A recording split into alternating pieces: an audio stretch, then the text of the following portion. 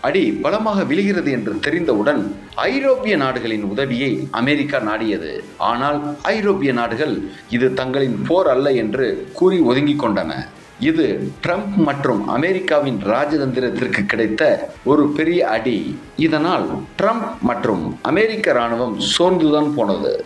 உள்நாட்டு கலவரம் ஈரானில் ஏற்படும் என்று அமெரிக்கா எதிர்பார்த்தது. ஆனால் மக்கள் ஈரான் அரசுக்கு ஆதரவாகவே செயல்பட்டனர்.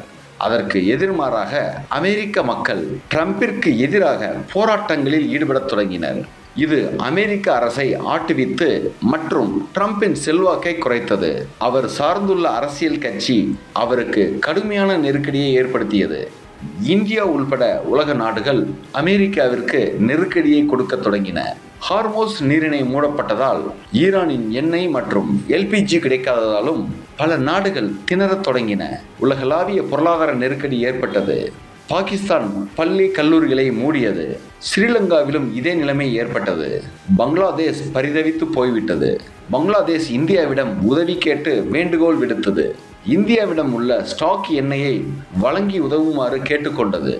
ஐரோப்பிய நாடுகளில் பெட்ரோல் விலை எகிரியது. அமெரிக்காவில் எரிபொருள் விலை அதிகரித்தது. இது அமெரிக்க மக்களின் எரிச்சலை மேலும் அதிகப்படுத்தியது. உலக நாடுகளின் அழுத்தமும் உள்நாட்டு மக்களின் போராட்டமும் ட்ரம்பின் போர் முடிவை மாற்றி அமைத்தது.